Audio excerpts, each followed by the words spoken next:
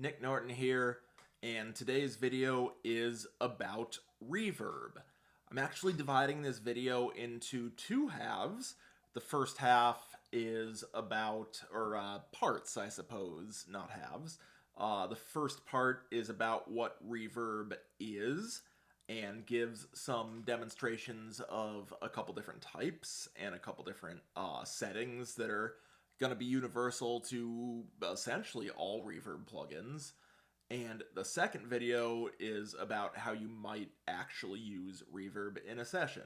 And that's in a separate video because that requires understanding how to use aux tracks. So I'm going to talk about that to begin that video.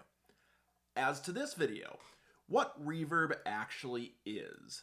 When we hear something, we don't only hear the sound that that thing is making coming straight to our ears. We hear the reflections of that sound off of all of the surfaces in the space that we are in. If we are in a room with hard walls, there's lots of bouncing around of sound. If we are outside, there's very, very little.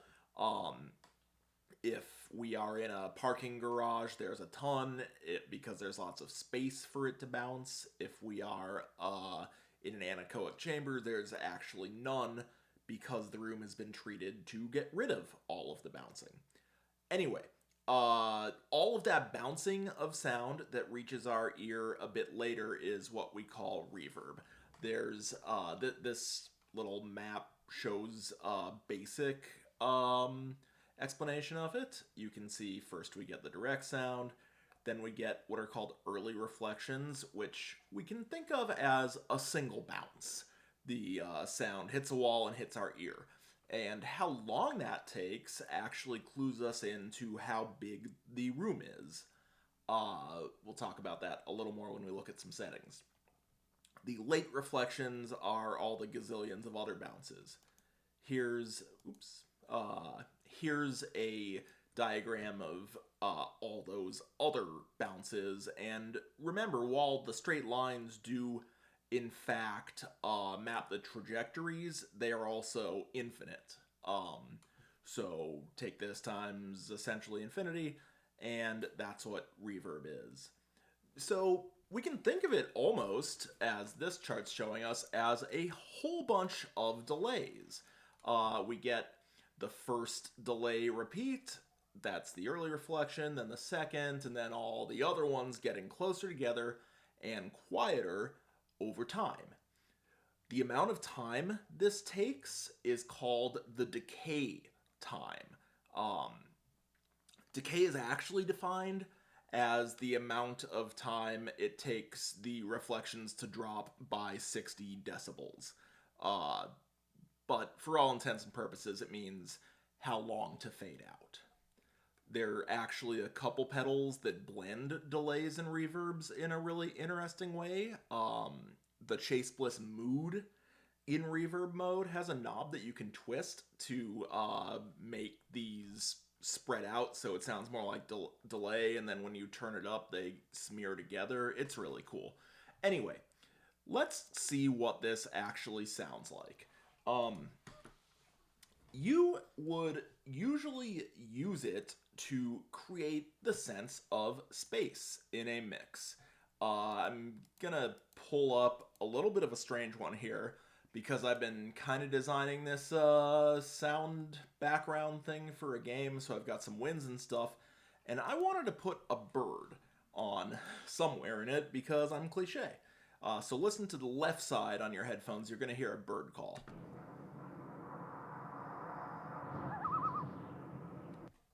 Let's do that again, a little more wind.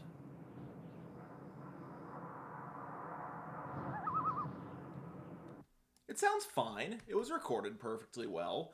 But what if we want to make it feel like we are actually outside in a surreal tundra? Let's add a bunch of the reverbs. I'm going to show these momentarily, but just listen to the difference.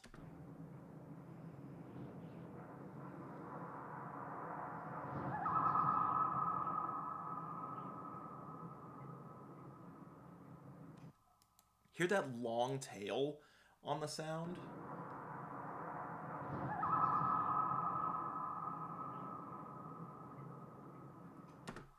that's all reverb.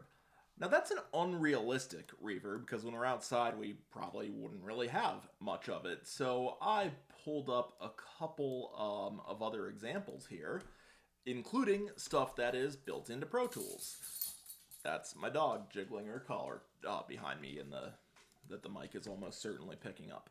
All right, so let's just solo this track, and I'm going to bypass that reverb, which, remember, if you can command click on a plugin, it bypasses it. So here is what a snare drum hit sounds like. Right?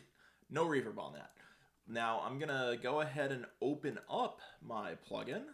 Well, let's just listen to it first.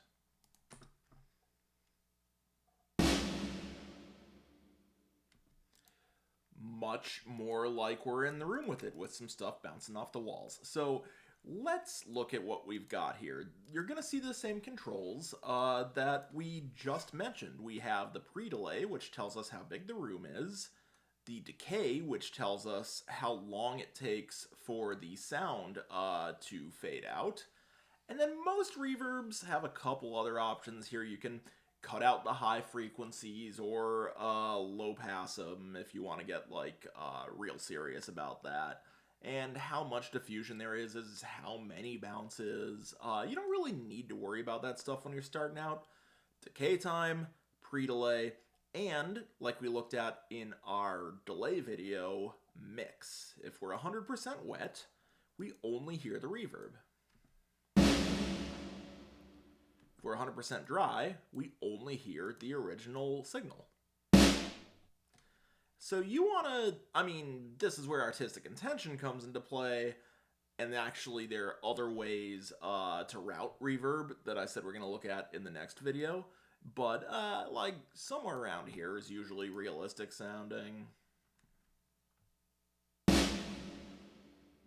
And if you're writing ambient music, maybe you're doing something like this. So, like, that's kind of up to you. I'm just going to leave it in the middle somewhere for purposes of this video. Just a couple little demos here. If we turn the decay way up, oh, it goes infinite. No, that's too long for a video. Let's just put it like here.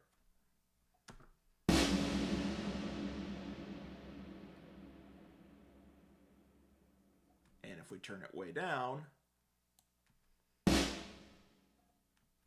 though we don't really hear the echo, it does change the character of, or not echo, reverb, gazillion echoes. It does change the character of the sound a bit.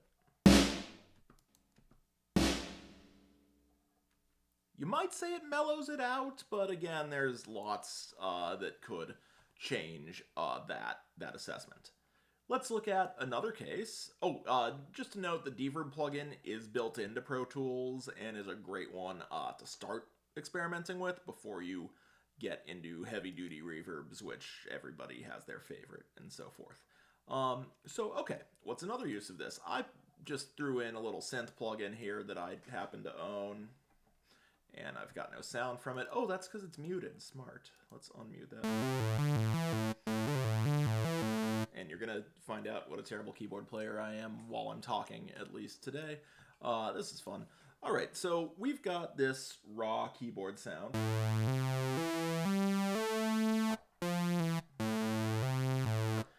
And if we want to make it sound more like it's real in a room with us, we might try a pretty subtle reverb. I'm going to pull up this real fancy one that a lot of film people have called Symphony 3D from Exponential Audio. It sounds incredible. There are some fears that Isotope, who now owns them, is going to kill it. It's still pretty cool. Anyway, I put this just to a default setting of a recital hall. And let's just listen. You're going to want headphones for this because it's pretty subtle. I'll bypass it and unbypass it.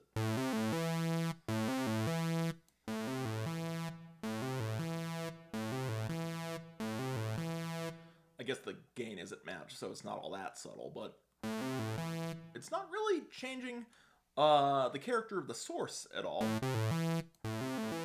It's moving it back a little, and making it sound a little farther away, so more like you're watching it from the audience.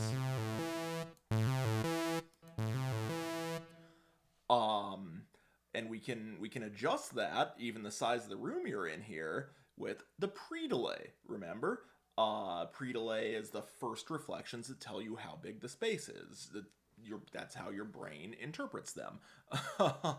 So sound moves at essentially 1,000 feet per second. That's like at sea level and room temperature or something like that. For the purposes of this video, it moves at 1,000 feet a second. So if we have an 18 millisecond pre-delay, that means 1 foot per millisecond. This is going to sound like we're sitting 9 feet away from the stage, because it bounces off a wall, comes to us. If we turn that way up, suddenly we're in a bigger room. But it's very subtle. In fact, that might be a little too much for this video. Let's just move on. If we want to get into real fun, crazy effects, I really like plate reverbs, especially on synths. This one, called Little Plate from Sound Toys, is very affordable. I think it's like 40 bucks or something. It's a reduced features version of their fancy plate. And honestly, the stuff Sound Toys makes is really great sounding, but also in that regard, in that they usually have like a intro version of the plugin that's cheap and easy to use, so you can learn if you like it or not. Anyway, back to dry, and with a plate. Love that kind of thing for synths. If we turn the decay way up,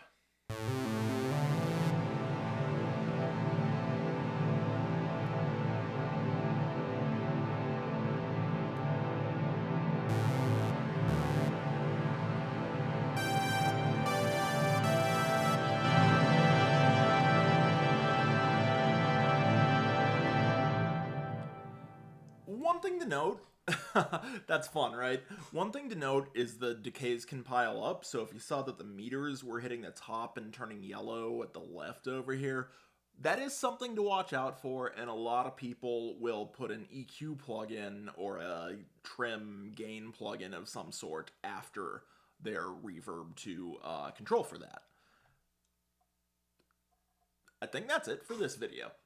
That was shorter than I thought. The next one's going to be more complicated, but the only way to learn this stuff is to experiment with it, and I encourage you to. All right, bye.